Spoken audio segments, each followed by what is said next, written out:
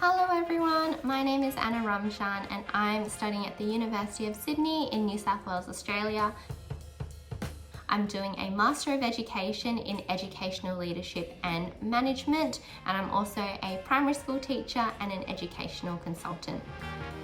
My commitment to action is to raise awareness in Australian pre-service teachers about the practical wisdoms that philosophy has to offer in order to improve their well-being as they come out into the professional workforce.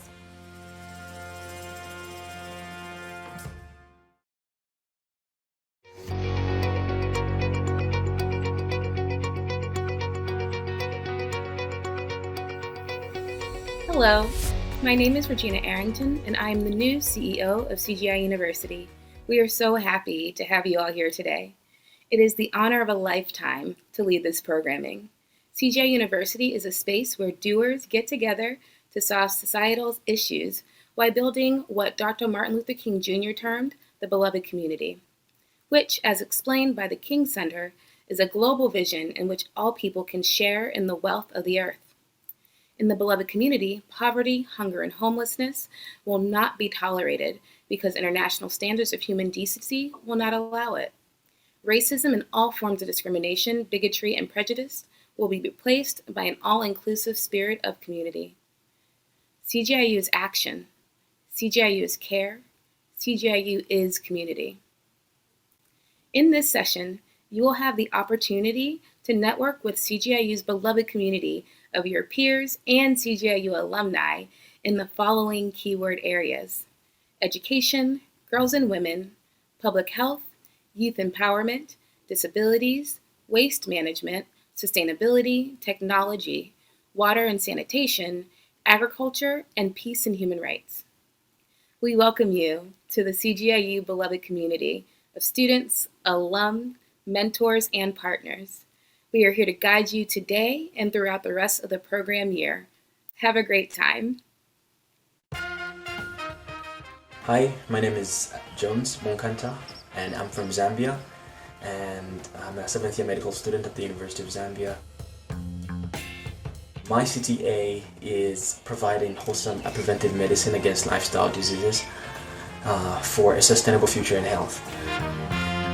Being a lifelong learner to me means always being open to changes, especially if you're going to give back effectively to society, to people around. We have to keep learning.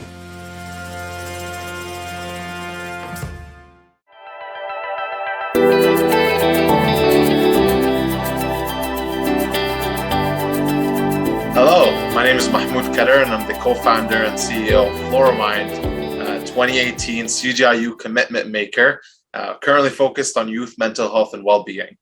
And I'm so excited to be leading these wellness breaks over the next few days with you. And the first one we're doing today is focused on gratitude. Now, before we dive in, I want to give you a moment and invite you to take a deep breath with me. Are you ready? We're going to go 4 in, hold for 5, and let go for 6. Here we go. Hold.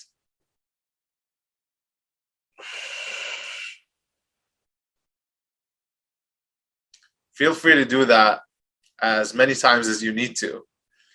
On top of that, we want to remind you to take this time to, 1, move your body. Take a second to stretch. Feel free to go outside for a walk. Move around. It's really important to keep the blood flowing and keep you feeling well. 2, nourish your body. If you can eat or drink, make sure you do that. Your body needs that type of nourishment to keep you focused throughout the day. And for those that are fasting, I am with you and thinking of you. Just make sure you take the time to rest as well. Lastly, we want you to reflect. For this gratitude session, I want you to think about this quote followed by a question. The quote is by Oscar Wilde, and it says, "The smallest act of kindness is worth more than the grandest intention." And to me, the quote is really about going out of your way to do something for yourself, to show yourself that you're grateful for yourself, or do something for someone else. Or for now, I want you to actually do both. So the question I want you to think about now is, who are you most grateful for that you have met through CGIU so far? And for what? take a moment to send them a note of gratitude. The second question I want you to think about is for yourself. What are you grateful for towards yourself for today? It can be about showing up. It can be about getting dressed in the morning, waking up. Give yourself some of that love as well. Thank you, and I'll see you soon.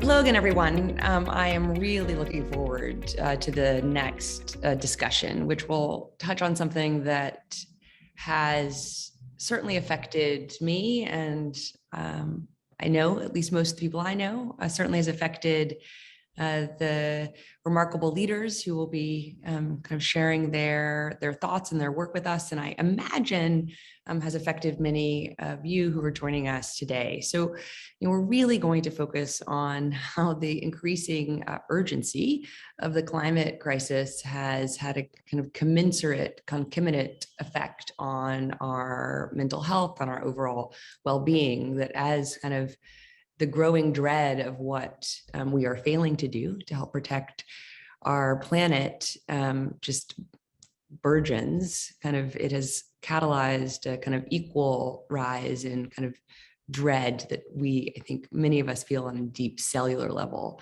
And either we can kind of ignore that, or we can recognize that and kind of use that recognition as hopefully kind of further momentum for the actions that we all know we need to take to change how we lead our lives on a pretty fundamental level, to ensure that many generations to come are able to lead their lives here on our beloved planet Earth. So I'm so grateful to be joined by two people who have very much kind of been leaders in this area, to kind of hear their thoughts and kind of learn from their work. And so in this magic of Zoom, either you do already see or you will soon see Clover Hogan, the Executive Director of Force of Nature Education, and Elizabeth Watuti, the founder of the Green Generation Initiative. So I just want to start by saying how grateful I am to both of them, and just a continued kind of expression of gratitude to the remarkable CGIU team and all of our partners. So, Watuti, I want to start with you. And I wonder if you could just first share kind of why you founded the Green Generation Initiative, and kind of what you're doing today, and kind of what you hope to be able to do in the days and decades ahead. Thank you, Chelsea. For me, nature has always been a part of my work, and it's also one of the main reasons why I founded the Green Generation Initiative, because I have grown up in the most forested region in Kenya. And along the way, I did discover how important it is for the human race to connect to nature and to love nature, so that in the process, we will be able to actually stand up and protect nature. And also, I have learned that working with children has been really the most important thing, because the behavior begin to change at a really young age. And so for me, I remember planting as a young girl, and also in the process seeing how the natural world that my friends and I changed before my eyes. And this is when I decided to start an organization that also focuses on nature, because I know that even if we are trying to meet our climate targets, we are not going to achieve them without nature itself. So this initiative focuses on getting the young generation to love and appreciate nature, and also in the process to participate in nature-based solutions. But we're also doing this because some of the impacts of climate change are greatly children at the moment, like food insecurity. And so one of the programs that we started was a campaign that I dubbed Adopt a Tree campaign, to get every child in every school in my country to plant and adopt a tree each in their school compound. And most importantly, we are focusing on fruit trees, where we pick a designated corner in the school compound and plant mixed species of fruit trees. And what this means is that the children are going to have something nutritious for them in and out of seasons, because they continue to be impacted by climate change. And they are also beautifying their schools and passing the message out there. And of course, at the same time, they are learning to be change makers. They're learning to create positive change around them. But of course, this work has not been without challenges, and I'm sure we will share more moving forward, because then it brings the aspect of why it's important to take action, and at the same time, why it's important for us to also influence others to take bigger action, so that all these efforts put together will help us achieve all the targets that we're trying to achieve globally. Elizabeth, I imagine that kind of helping young people, very young people, children, kind of feel part of the solutions as they're learning about the challenges, hopefully does help people feel at least less anxiety, because they're already trying to kind of ameliorate the effects and kind of build real-time resilience. And yet we know kind of that anxiety is becoming more of a challenge with younger and younger kids all over the world. And so, Clover, I wonder if we could, turn to you. You started your organization when you were 19, Force of Nature. And I wonder, just a similar question as to what kind of I asked Elizabeth, could you share kind of why you started Force of Nature, and kind of what your definition of eco-anxiety is, and why you think it's so important that all of us, are aware of eco-anxiety and the growing challenge that it presents? Absolutely. So not sure if you can hear from the accent, but I grew up in Australia. I was very lucky to grow up out amongst nature, fishing frogs from the toilet, dodging snakes that hung from the ceiling. For folks who haven't been to that part of Australia, all of the rumors are true. But I was so lucky to establish that kind of ecophilia, that deep awe and appreciation for nature that Liz spoke to, from a super early age. And I suppose that's why it came as such a shock to my system when I learned what we were doing to the planet. So age 11, I discovered documentaries, and I remember sitting glued to my computer screen, staring at these scenes of million-year-old forests being cut down to produce Big Macs. Watching, graphs projected by Al Gore that showed how quickly we were devouring the earth and how good we were at pretending otherwise. And I remember feeling this deep and profound sadness. I remember feeling angry and anxious, although I maybe didn't have the language for it back then. And perhaps more than anything, I remember feeling incredibly confused. I couldn't understand how I hadn't learned about the climate and ecological crisis in school, why I hadn't seen it on the TV when my parents watched the news, why we hadn't talked about it around the dinner table. And I wanted to understand why the adults in my life were so good at sleepwalking, even as the science told us we were hurtling toward this cliff of climate collapse. So I declared to my parents over dinner that I wanted to become an environmentalist. And in the years since, I've only seen this mounting climate anxiety that you spoke to. I think young people feel deeply disillusioned about the future that we're inheriting. I've spoken to 8 and 9-year-olds in the classroom who describe to me their apocalyptic nightmares of, a world on fire. I've spoken to 13-year-old girls who have declared that they've already decided they don't want to have kids because they don't want to bring them into a world defined by climate collapse. And these feelings are not just valid and normal, but I believe that they're necessary. I think we're still facing this climate crisis because we've gotten so good as a culture, particularly those of us who live in a bubble of climate privilege. We've gotten so good at switching off from the problems. Whereas that eco-anxiety, that climate anxiety is really proof that we're awake to the issues.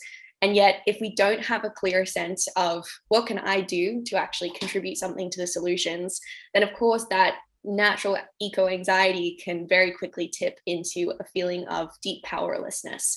So I started Force of Nature to help young people around the world really translate those difficult but normal climate emotions into action, and then create pathways for young people to walk the corridors of power and engage with decision makers across business and policy, giving voice to that anxiety, and in doing so begin to shift the kind of institutional mindset, which is very switched off from the problems.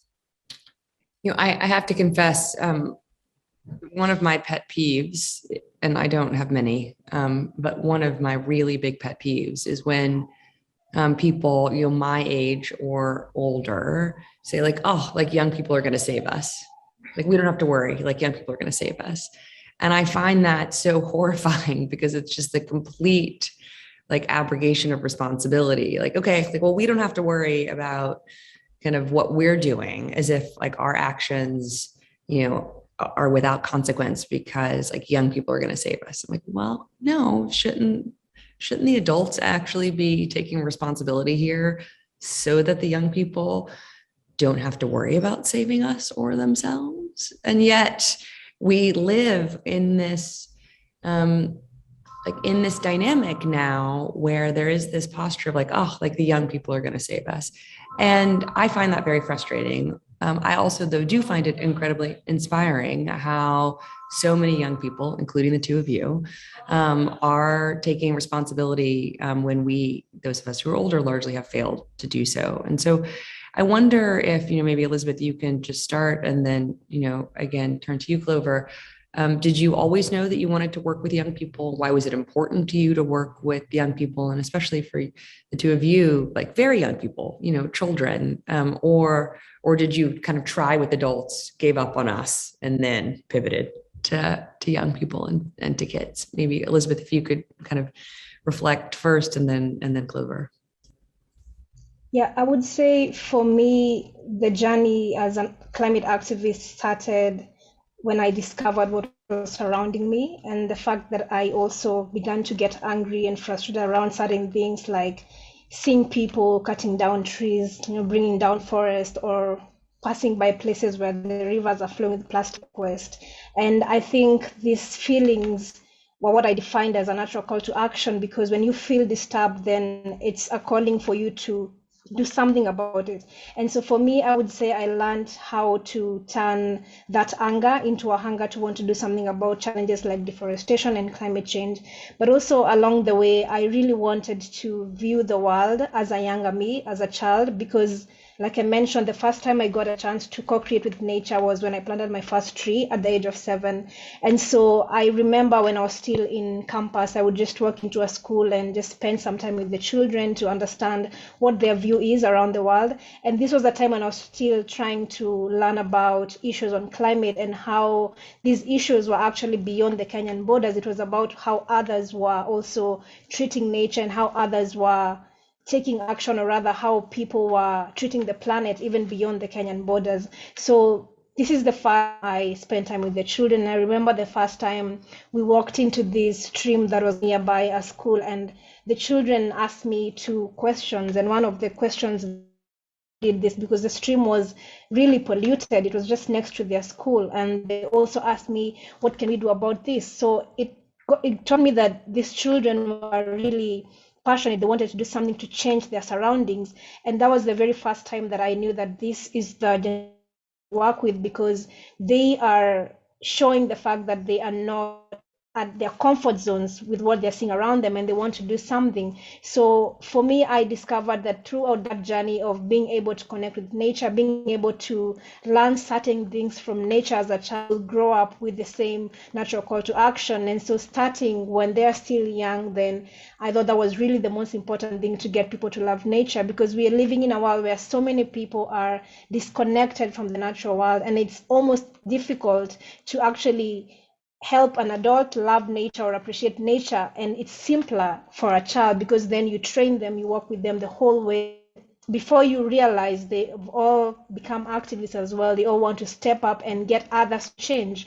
And in fact, one of the things that really amazed me with the children that we work with is that they're not only changing themselves and their school compounds, they're changing their communities, their parents. People are making certain life changes because of what the children are learning and gaining from the skills that they get, and also from the passion that they are getting. So that's how it all started. And as well, generation that is currently really seeing the urgency, because the reason why people are not comfortable is because they realize that we have a huge problem, but then what is being done is not close to what's supposed to be done at the moment. So I think this generation is actually, I would say, young people and the children is that generation that is not sitting back and feeling helpless, but then they're stepping up and what they can and their own perspectives, and also still using their voices to influence others, the leaders and people around them, to also make a difference. Clover? Yeah, happy to build on that. So I think Liz and I are both really familiar with being that token young person on the panel, where, to your point, Chelsea, you're kind of turned to, and it's like, oh, we're handing the baton of the future over to this next generation. Like, young people are going to save the day. And it's like, with what resources, right? With what connections, with what influence? Young people are systematically being excluded from the decisions that are governing our future. And it's not unique for young people to be at the heart of a social movement. We've seen that throughout history. However, the climate crisis is very different from the threats and challenges faced by previous generations. I think a lot of young people are kind of borderline losing hope in the world that we are inheriting. And yet, it is that intensity of emotion, it is that connectedness to the pain of what we've done and what we are to inherit that uniquely advantages young people to be really, really good activists and change makers. I remember when I was 16, I went to COP21, the big Paris meeting on climate, and I went in with this really, in retrospect, naive, but this starry-eyed optimism that finally world leaders were coming around the table to act with the urgency that this emergency required.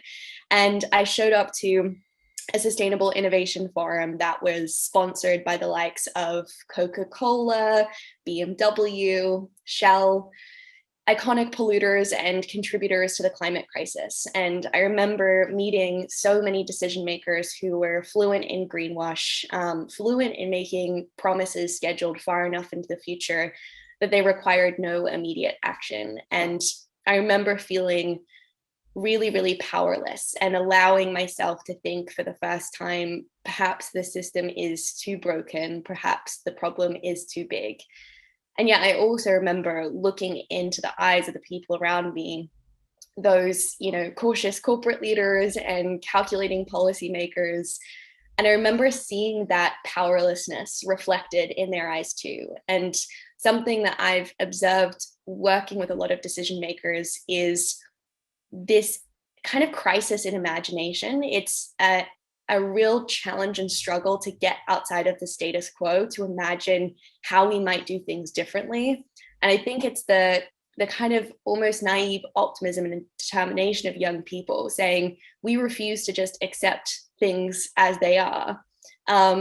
We are seriously committed to changing them. We need that level of imagination. We need that level of ambition. And another thing I've seen is that a lot of the adults in our lives are really uncomfortable, like when around these difficult emotions.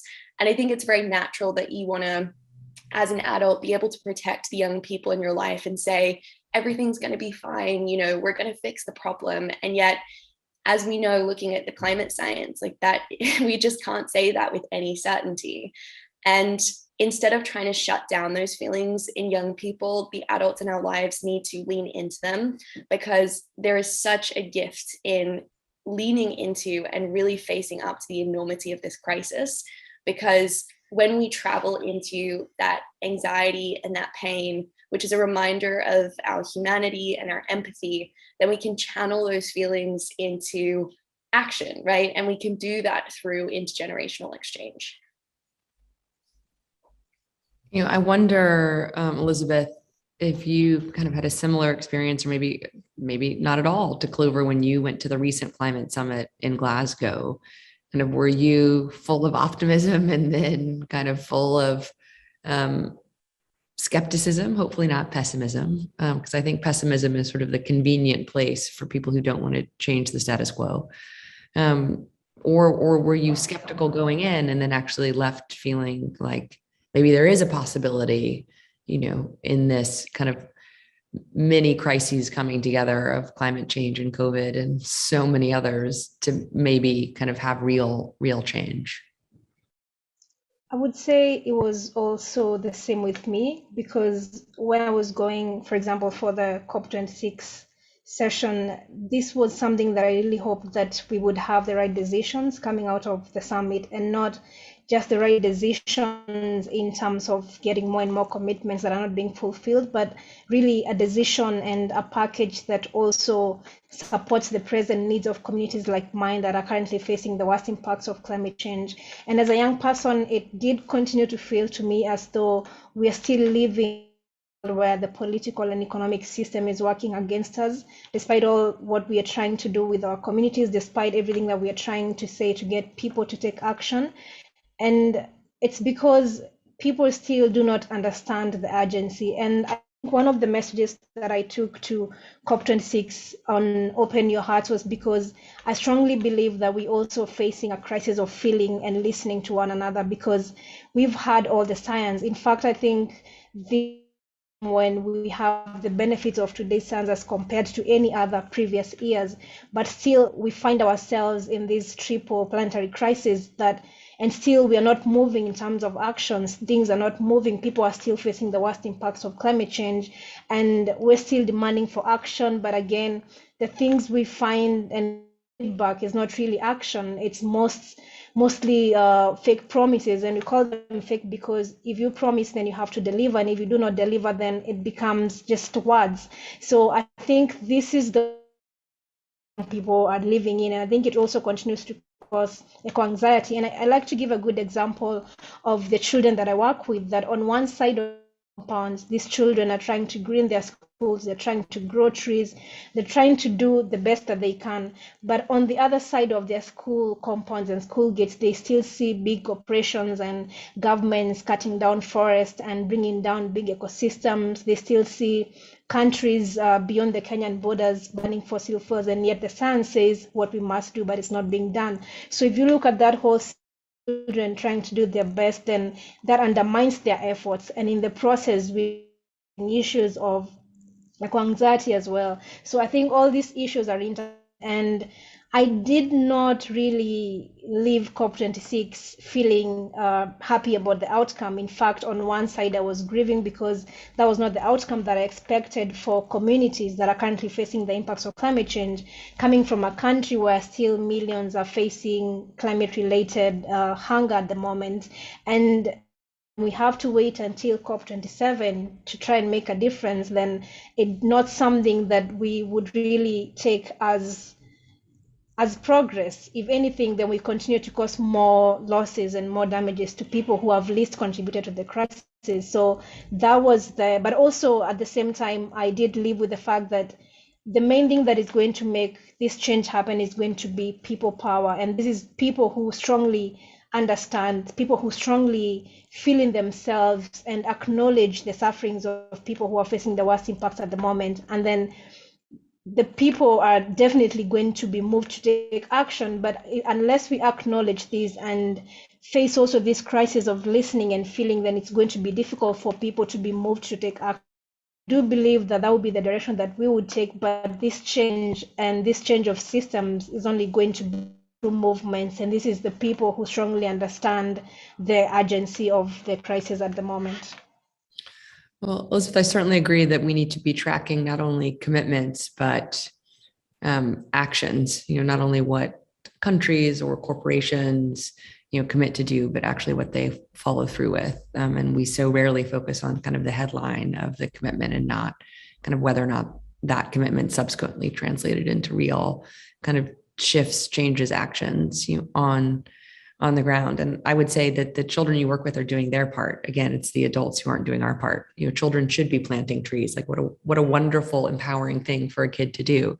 Just that the rest of us need to be doing what we should be doing. In our last few minutes, we've talked so much, understandably, about the climate crisis, about the related anxiety, about the continued failure to kind of match the urgency and kind of quantum of action to what the moment demands, with kind of that demand only kind of growing both more urgent and greater, with every day. I wonder, though, just in the last few minutes, if we could shift a little to what, if anything, gives either of you optimism about kind of where we are in confronting the climate crisis, or where we are in building kind of resilience at a global or local level where we are, and to Elizabeth's point, more centering kind of communities most affected by the climate crisis into helping really architect what the solution should be. Are there points of optimism for either of you, or no? Maybe Clover, we start with you, and then we can just kind of give the last word to Elizabeth. Yeah. I mean, I wouldn't do this work if I didn't have hope. It's just that the hope is not a binary versus despair. It's kind of like this smoothie of emotions that are all mixed together. I remember this like really joyous moment at COP. It was coming down with rain. Everyone was really wet out in the streets protesting on the big global strike day. And I remember spotting Elizabeth at the front of the crowd. And it was just this surreal moment of seeing one another and seeing all of these people from around the world, this really diverse movement of different organizations and different collectives, different generations all coming together to really use our voices. And I didn't go to COP this last time around looking for hope in those closed door rooms. I found it out in the street, right? I found it among the people who have systematically been excluded from these decisions and who so often aren't platformed. And I know that so much of our kind of mainstream rhetoric around climate is very apocalyptic and doomsday. That's what the news likes to report, right? But we don't hear about all of the incredible individuals who don't get any spotlight, but are just doing the work without recognition every single day. And on the days where I do feel really despairing and very far from that feeling of hope, I remind myself that the work that I get to do every day, feeling that perhaps I can contribute to decisions that are going to affect the future, I realize what a privilege that is. And I think particularly for someone in my situation where I can be an activist without fear of retribution, without fear of being imprisoned or worse, which is the case for so many people who put their lives on the line for these causes every single day. Number of communities around the global south, but also Indigenous frontline communities. And so on those days when I'm feeling incredibly downtrodden, I remember folks who are just showing up anyway and putting the work in. And that also allows me to take a step back when I feel kind of close to burnout, because I know there is this incredible tapestry of people all around the world who are each doing our part. And so long as we trust in what each of us is doing in collective, then I truly believe in the power of us, creating a future by our own design and kind of leaving our fingerprints on the future that we want to create. So I have a lot of hope mixed in with all the other feelings, and, in huge part due to amazing, amazing trailblazers like Elizabeth.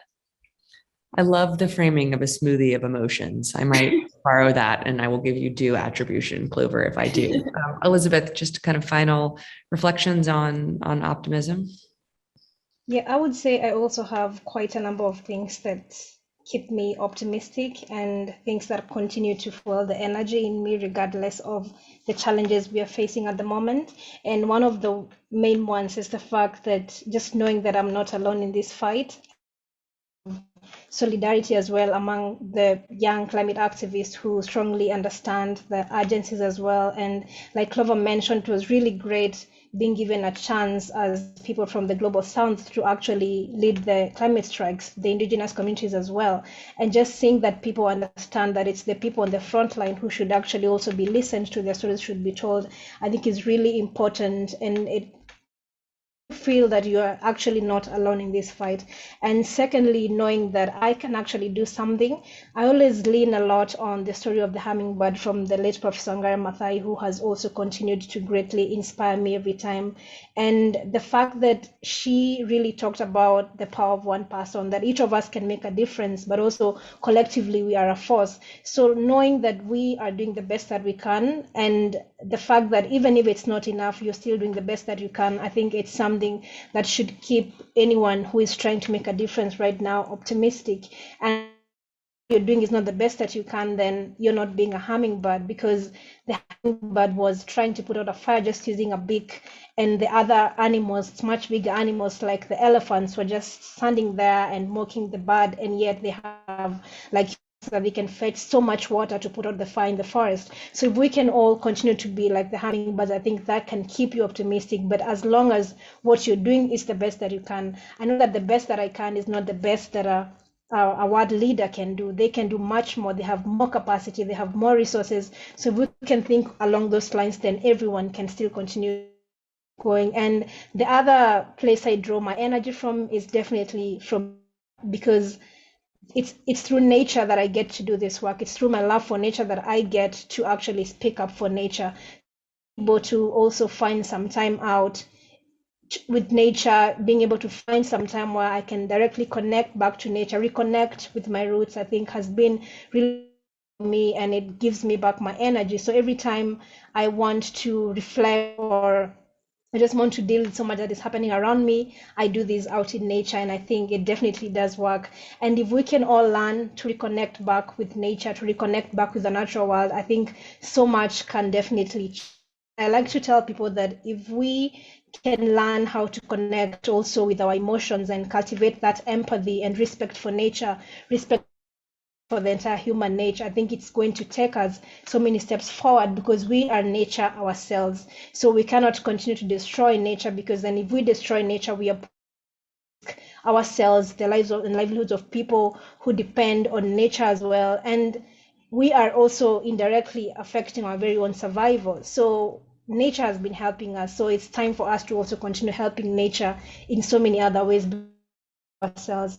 And I think with all those, then we can definitely continue to and can all do something. Well, thank you both so much for your time today, and even more for all that you're doing. And I certainly, this is very presumptuous, but I certainly hope that if any of the students who are joining us from around the United States or really around the world want to learn more about your work or how they can get involved with your work, I hope you won't mind if they reach out to you. Great. Thank you, Clover. Thank you, Elizabeth. Thank you both so much. And thank you to everyone at CGIU. Thank you so much. Thank you.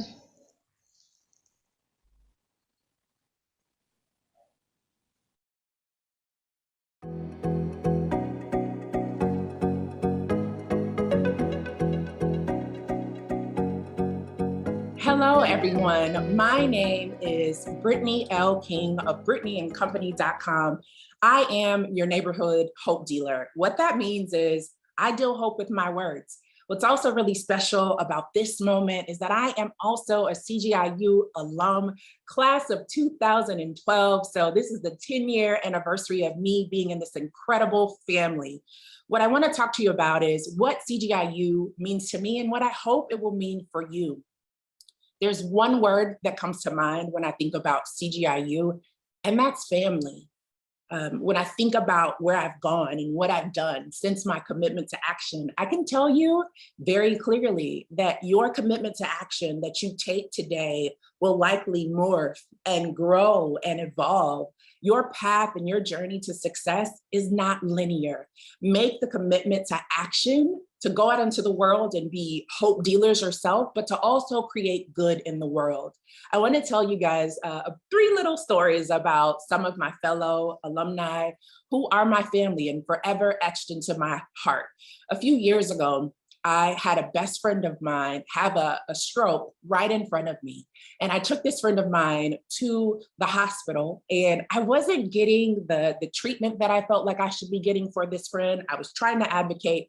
And I was able to call Dr. J. Aurora, who was also a CGIU class of 2012 alumna.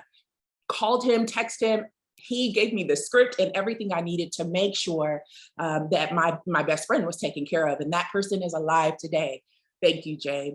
I'd also want to talk to you about Dr. Elizabeth Ruth Wilson, an incredible woman who's also a CGIU class of 2012 alumna, who invited me to speak a few years ago at her Global Youth Conference. We were encouraging people, encouraging youth across the world to go out and commit to their own action in their communities. And I had the opportunity to speak alongside Miss Universe, Miss America, Harvard and Yale lecturers. And this is coming from a girl who started her journey with CGIU just after graduating from undergraduate school while living in the projects with my baby girl as a teen mom. The last person that I want to mention is Komal Ahmad. And I tell you this story for a reason, and I tell it to you intently. Komal and I left CGIU 2012. We talked about the student loan crisis. We talked about all of our initiatives in the world. In the first few, months after CGIU, we stayed connected, and then we lost touch. We are still connected, what I would like to say, in the online streets, on Facebook and LinkedIn. And she is the founder and CEO of an organization that is addressing the world's dumbest problem, hunger. So with her organization, Copia, she's a Y Combinator graduate doing amazing things. So whether you stay close to the folks at CGIU, I hope you do, or if you disconnect, let the stories of those around you propel you to action and excellence. And don't be married to the idea that the commitment you make today is one that you have to stay with forever. We just ask you to be committed to action. Now I want to tee up for you what's going to happen next. This is your virtual exchange fair. This is going to be the opportunity, the first opportunity you guys have to come together, to get feedback on your commitment to action. I mentioned that it will grow and morph and change. This is the time where you can connect with your peers. I always say I'm the kind of person who never meets a stranger. And what I would encourage you to do, yes, get feedback on your project. Yes, connect with folks, but see how you can be an asset to your community. I shared stories about how my fellow alumni have been helpful to me, but I also seek to serve them in a variety of ways. And so I encourage you to go out into this world and make action and help to get things done. Have a wonderful time, guys. Until next time.